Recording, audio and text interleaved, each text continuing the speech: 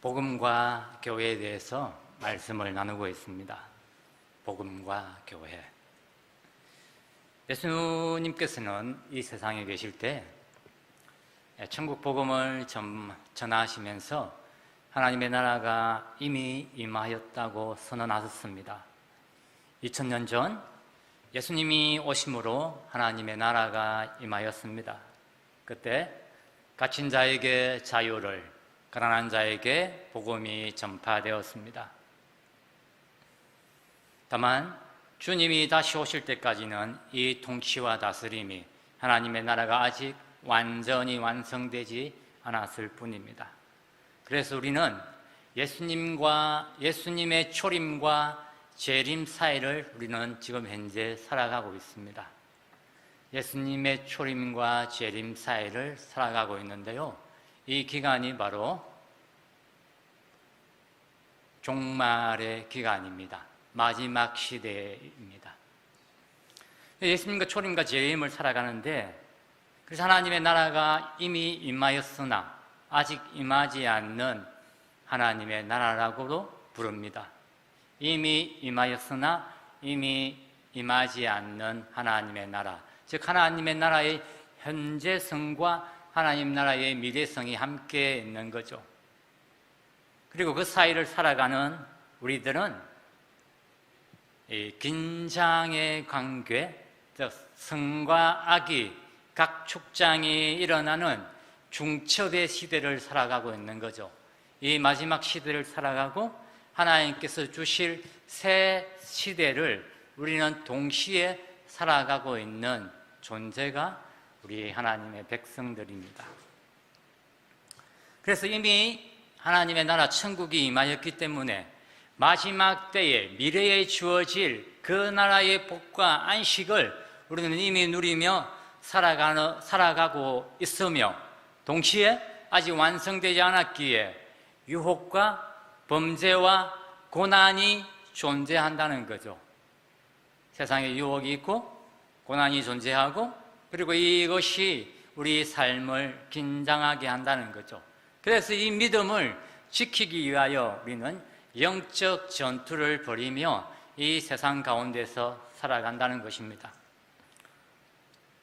그래서 우리가 혹 오해하고 있을지 모르겠지만, 아니, 이제는 이미 여러 번 말씀하였듯이 주님의 통치, 다스림이 드러나는 것은 주님이 재림할 때가 주님이 재림하셨을 때만 아닙니다. 예수님께서 우리의 왕이요 나의 왕이요 주님이라고 고백하고 선언하면, 이를 인정하며 살아갈 때, 하나님의 백성, 하나님의 자녀가 되었을 때 이미 우리 속에서 일어나고 있다는 것입니다. 그래서 그 하나님의 백성들의 모임이 교회 공동체라고 말씀했습니다. 그래서 교회는 예수 그리스도가 왕이시며 주가 되신다고 고백하는 사람들이 모인 곳이 바로 공동체입니다. 그래서 모든 것, 내 삶의 주인이 되신다고 하는 모든 것, 이것을 다 고백하는 사람들, 주님의 통치를 인정하며 그분의 다스림이 온전히 드러나는 것, 주님이 내 것이다 라고 말씀하면 모두가 아멘으로 화답할 수 있는 유일한 곳이 바로 교회 공동체입니다. 예수님께서는 온 세상을 다스리며 만왕의 왕이시며 만주의 주인이십니다. 그러나 세상 사람들은 아직 이것을 인정하지 않는 거죠. 세상의 위정자들도 이를 모르고 있는 거죠. 세상은 아무도 예수님을 주님이라고 인정하지 않는 거죠.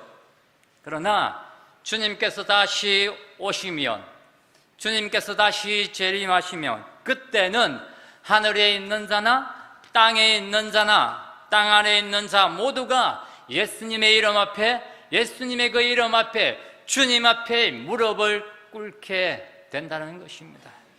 그런데 그래서 그때까지 예수 그리스도가 주님 되심을, 왕 되심을 선포하고 드러내도록 세운 것이 바로 교회라는 거죠. 그래서 교회는 지금 유일하게 예수님께서 머리 되시고 주인이라고 하실 때 아멘이라고 합니다. 네, 그렇습니다. 진실로 그러합니다. 화답하는 것이 교회인 거죠. 주님의 통치와 다스림을 받는 곳, 하나님의 나라 복음으로 살아가는 공동체가 바로 교회라는 겁니다. 바로 나라는 겁니다. 바로 여러분들이라는 겁니다.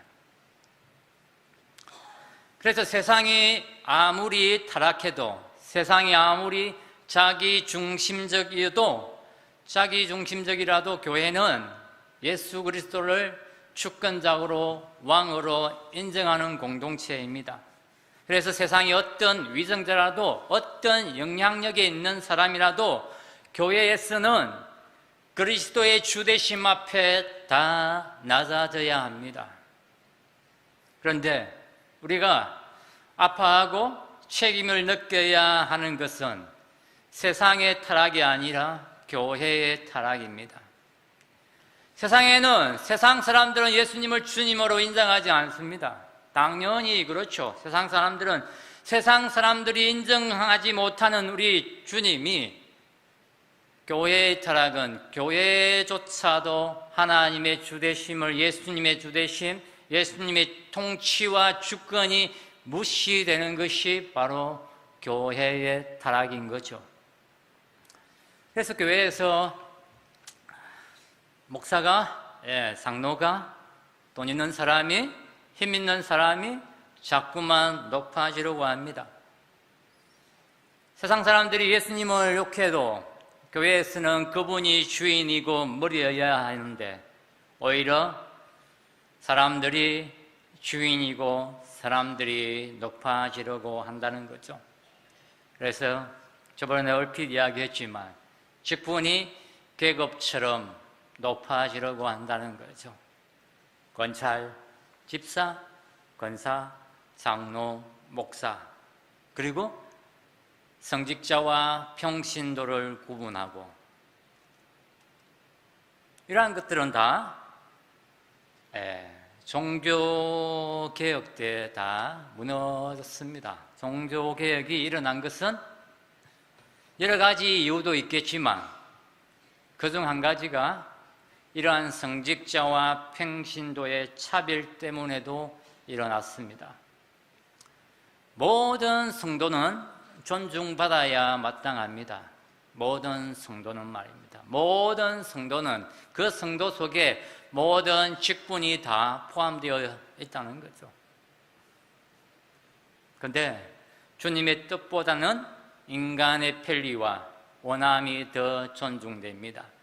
예수님의 이름을 이용해서 대접받으는 사람은 많아도 예수님 앞에 나와 예수님의 나의 주님이라고, 그리고 그분의 다스림을 받는 사람은 많지 않다는 것입니다. 그래서 많은 예배당이 크고, 그리고 교인이 많고, 예배 모임이 많으면 무엇을 합니까? 진정으로 예수님의 주권이 회복되고 주님의 말씀이 가장 권위 있고 주님의 원하심이 가장 중요한 일이 일어나지 않는다면 그것은 성경이 말하는 교회가 아닐 것입니다. 교회는 그리스도를 주님으로 부르는 사람들이 살아가는, 주님이라고 부르는 사람들이 살아가는 삶의 현장에서, 그리고 모임 가운데서 그리스도의 주되심을 증거하고 드러내야 합니다. 즉 하나님이 함께 하시는 하나님의 영광이 나타나야 합니다. 그래서 예배도 그러한 고백이고, 그리고 전도도, 선교도 그러한 고백의 행위이고, 또한 성도 간의 교제도 그러한 고백인 거죠. 만물을 충만케 하시는 그리스도의 충만함이 곧 교회이기에, 다시 말하면 그리스도께서 그분의 것이라 할 수 없는 것이 하나도 없는 것이 교회이니까 주님께서는 모든 성도들에게 성령님을 부어주시고 은사와 직분을 주셨다는 거죠. 그래서 이 은사와 직분은 주님의 충만함의 분깃이라고 말합니다. 주님의 충만함의 분깃. 예수님을 믿는 사람이라면, 다시 말해서 성령님을 내가 받은 사람은, 성령님이 내 안에 부어주셨다면 우리는 다 성령의 선물을 받았고 성령의 은사를 받았고 또한 직분이 주어진다는 거죠.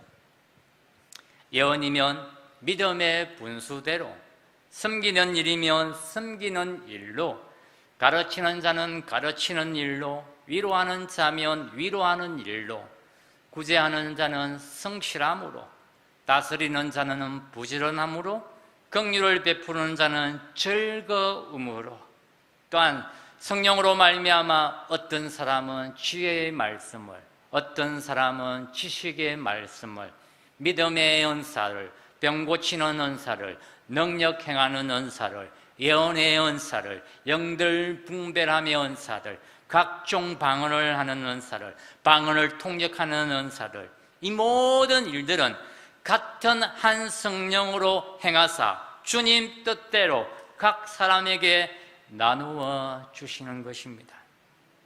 또한 어떤 사람은 사도로, 어떤 사람은 선지자로, 어떤 사람은 복음 전하는 자로, 어떤 사람은 목사와 교사로, 어떤 사람은 장로와 집사로 삼으셨으니, 이처럼 직분을 받은 자는, 또한 은사를 받은 모든 성도는 누구든지 주의 일을 감당함으로 그리스도의 몸인 교회를 온전하게 세우기 위함이었던 거죠. 그래서 각 지체들이 서로 결합되어 제 역할과 기능을 다할 때 한 몸으로서, 건강한 몸으로서 온전히 살아가듯이 모든 성도들이 각자의 은사와 직분을 감당할 때 예수 그리스도의 충만함이 교회 가운데 나타나는 것이고, 또한 건강한 교회로 세워지며 하나님의 나라의 충만한 복을 누릴 수 있다는 것입니다. 그래서 교회의 머리는 주님이십니다. 교회는 주님의 것입니다. 그래서 주님은 직분자를 세우시고 은사를 나누어 주셔서 또한 그 일을 대행하게 하십니다. 주님은 직분자를 통하여 근세에 있는 교회를 다스리시고 이끄시며, 직분자들을 통하여 모든 연약한 자를 또한 돌보고 채우십니다. 직분자들이 그 역할을 잘 감당한다면, 은사대로 잘 섬긴다면 주님의 몸된 교회의 영광과 충만은 더 분명하게, 더 확실하게 세상 가운데서 드러날 것입니다. 그래서 여러 가지 직분 중에서 주님의 다스림을 대행하는 것이 바로 목사와 장로입니다. 오늘 성경 본문은 에베소 교회 장로들에게 권면하는 사도 바울의 메시지입니다. 성경에서 장로건 감독은 지금의 목사와 장로를 가리킵니다. 목사와 장로들은 사도들에 의해서 사도들의 가르침을 이어받아서 은혜의 복음, 즉 말씀 사역을 감당하는 직분이 바로 목사와 장로입니다. 하나님 아버지께서 자기 아들 예수 그리스도를 우리를 대신하여 화목제물로 세우시고 그 십자가의 대속적 죽음으로 말미암아 그것을 믿는 우리가 죄사함을 받았고 하나님의 나라에 들어가는 구원의 복음을 였었습니다. 그래서 종말의 때에 온전하게 주어질 평강과 희락과 안식이 그리스도 예수 안에서 이미 나타났다는 거죠. 그래서 이제 우리는 그 예수님을 주와 그리스도로 믿는 자들에게는, 예수님을 주님으로 그리스도라고 믿는 자들에게는 죄인에서 의인으로, 진노에서 영생으로, 심판에서 생명으로, 흑암의 근세에서 사랑의 아들의 나라로 옮겨서 이 모든 복을 누릴 수 있게 되었다는 것이 바로 복음인 거죠. 그래서 이 복음을 목사와 장로가 가르치고 전해야 되는 거죠. 예수 그리스도의 십자가의 복음, 그 하나님의 나라의 복음, 그 은혜의 복음, 그 은혜의 말씀이 목사와 장로가 제대로 온 교회 가운데 선포되어져야 한다는 거죠. 그래서 목사와 장로는, 그래서 사도 바울이 에베소 교회에서 행한 사역과 그 사역의 본을 따라야 한다라고 말합니다. 사도 바울은 모든 사람이 하나님 앞에서 죄인인 것을 알아 회개하도록 가르쳤을 뿐만 아니라 우리 주 예수 그리스도를 믿도록 전하였습니다. 회개하고 믿어 분명하게 회심한 자들이 이미 임한 하나님의 나라 곧 천국에 들어가 구원을 누릴 것과 그리고 이후에 하나님의 나라의 백성으로서 왕이신 주님 앞에 순종하며 살아갈 것도 가르쳤습니다. 그래서 주님이 전하라고 하는 모든 말씀을 전하고 가르쳤기에 사도 바울은 에베소 교회 성도들의 구원 문제에 대해서 나는 책임이 없다라고 말씀합니다. 그는 자신의 말씀 사역으로 인해 에베소 성도들의 피에 대하여 깨끗한 자라고 사도 바울은 확신하고 있다는 거죠. 그 말씀이 오늘 26절, 27절에 있는데요. 한번 26절, 27절 읽어보겠습니다. 사도행전 20장 26절, 27절. 그러므로 오늘 여러분에게 증언하거니와 모든 사람의 피에 대하여 내가 깨끗하니 이는 내가 꺼리지 아니않고 하나님의 뜻을 다 여러분에게 전하였습니다 라고 사도 바울은 오늘 말씀하고 있습니다. 그러면 사도 바울이 어떻게 말씀 사역을 했기에 어떻게 사도 바울처럼 어떻게 이렇게 말씀 사역을 잘 감당했기에 사도 바울은 당당하게 말할 수 있었던 거죠. 그것은 하나님의 말씀, 곧 예수님의 십자가와 하나님의 나라의 복음을 전해 들은 사람들이 이것을 읽거나 이해하는 데 부족하거나 또 모호해하지 않을 정도로 분명하고 확실하게 충분히 가르쳤기 때문에 이 말씀을 확신하게 말할 수 있는 거죠. 모든 사도 바울은 하나님의 모든 말씀을 꺼리지 않고 다 분명하게 가르치고 선포했다는 겁니다. 사람들의 비위를 거스릴까 봐 무서워 억제하거나 움츠러들거나 또는 교모한 가상을 하거나 취소하는 것 없이 교훈과 책망과 바르게 함과 어려 교육하기에 유익한 구원에 필요한 모든 것들을 삭감 없이 은폐함 없이 담대하게 다 전했다는 거죠.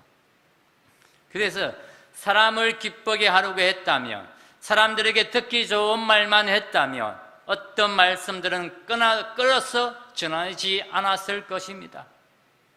그러나 사도 바울은 갈라디아에서 이렇게 고백하고 있는 거죠. 그 고백이 이러한 고백이죠. 갈라디아서 1장 10절입니다. 같이 한번 보겠습니다. 시작.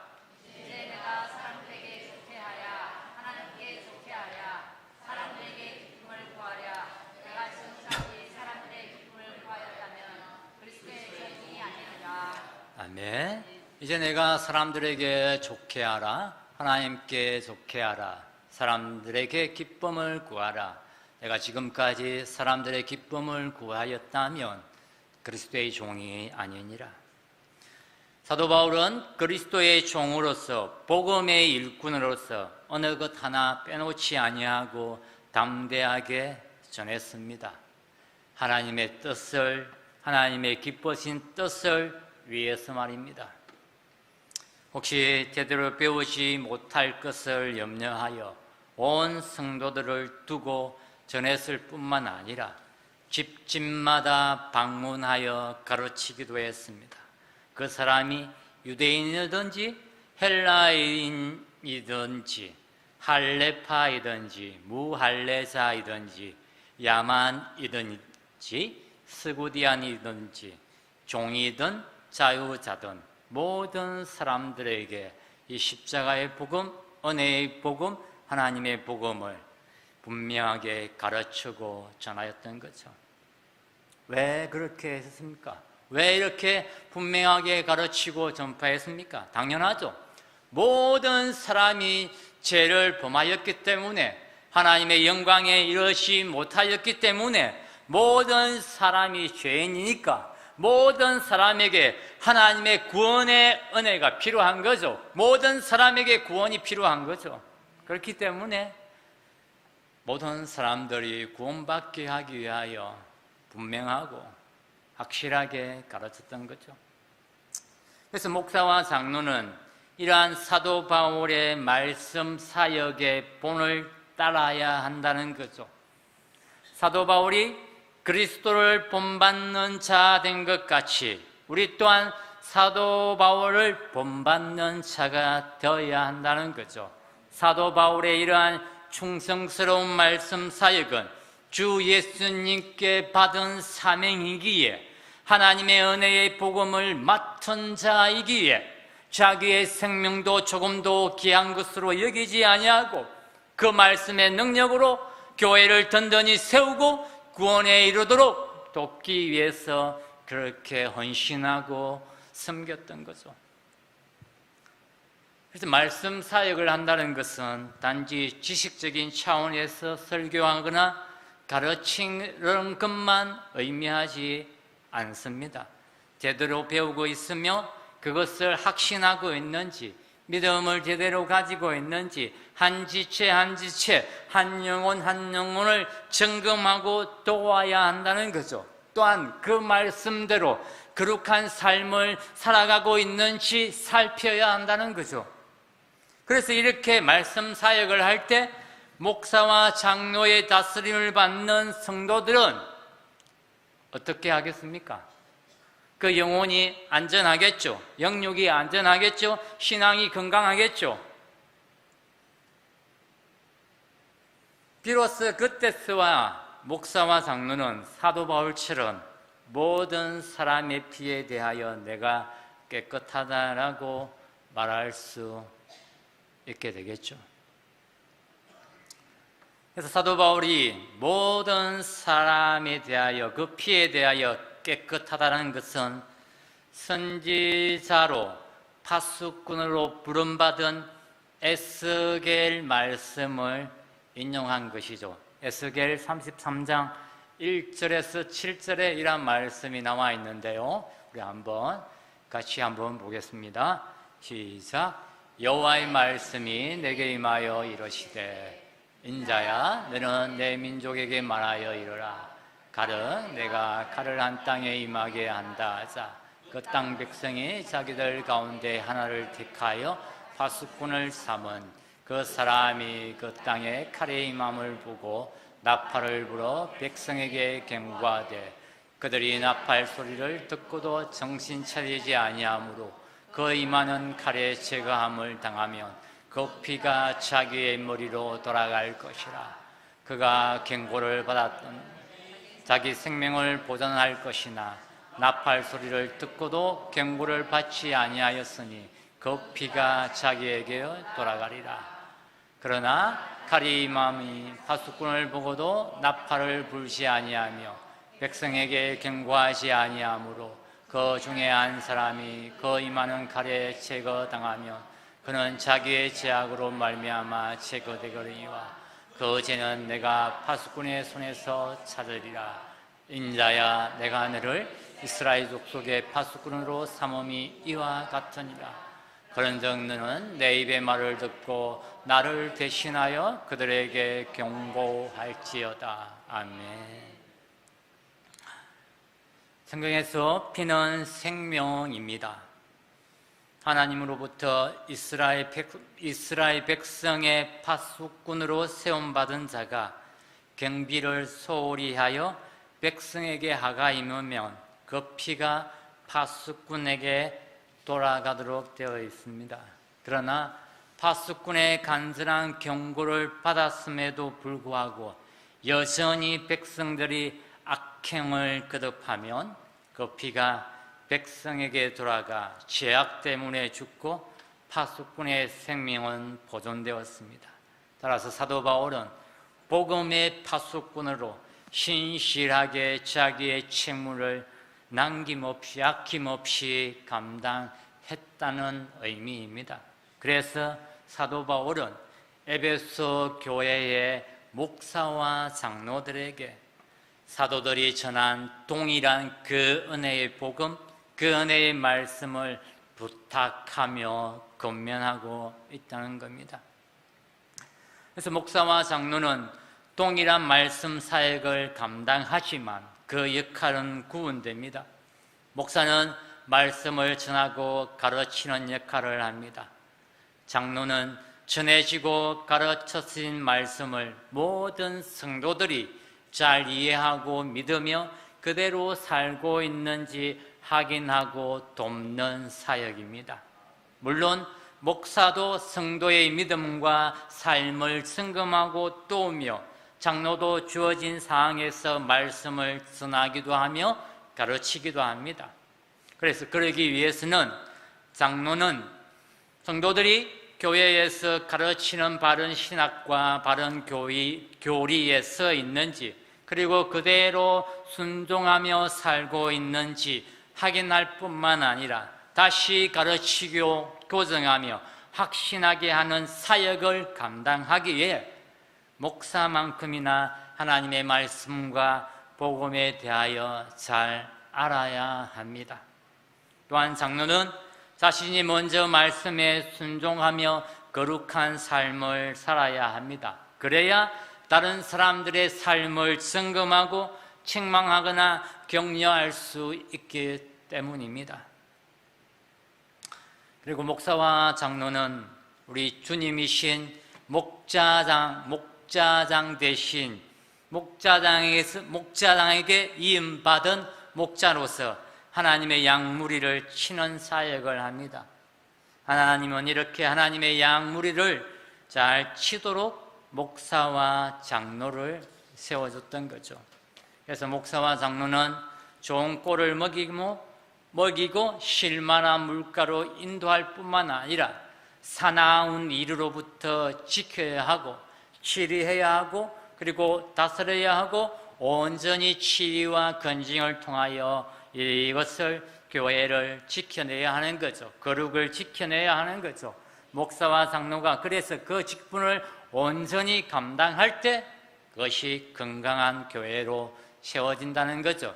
그리스도의 몸이 세워진다는 거죠.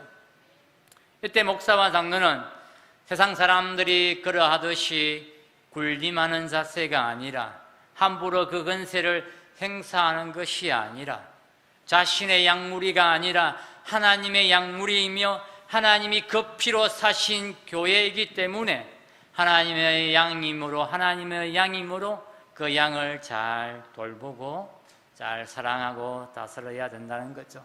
그래서 맡은 자들에게는 주장하는 자세를 하지 말고 양무리의 본이 되라고 말씀합니다. 목자장이신 주님이신 본을 따라 살아야 한다라고 말씀하고 있는 거죠. 베드로 사도도 말입니다. 그래서 주님께서는 온 세상의 주인으로서 왕으로서 다스리는데 주님의 통치는 세상의 통치와 다른 거죠. 세상은 왕이면 그 권세를 어떻게 합니까? 착취하고 억압하고 군림하지만 주님의 통치는 자기 자신을 내어주면서 하나님의 백성을 다스린다는 거죠. 주님께서는 자신을 우리에게 주시려고 죽으시고 부활하고 성천하셨던 거죠. 그래서 주님의 다스림은 자신의 주심으로서 하나님의 백성을 다스린다는 것입니다. 무엇을 말합니까? 주님의 다스림은 사랑함으로 사랑으로 다스리는 주님이시라는 거죠. 그래서 지금까지 설명한 목사와 장로가 행하는 말씀 사역을 실이 같은 의미로 통치, 다스림이라고 한다는 거죠. 다스림을 제대로 행할 때 모든 성도는 악한 세력의 미혹과 고통 그리고 타락한 삶으로서 구원받을 수 있으며 또한 거룩한 삶을 살아갈 수 있기에 그렇다는 겁니다. 목사와 장로는 말씀 사역을 담당하는 반면에 집사는 구제 사역을 담당합니다.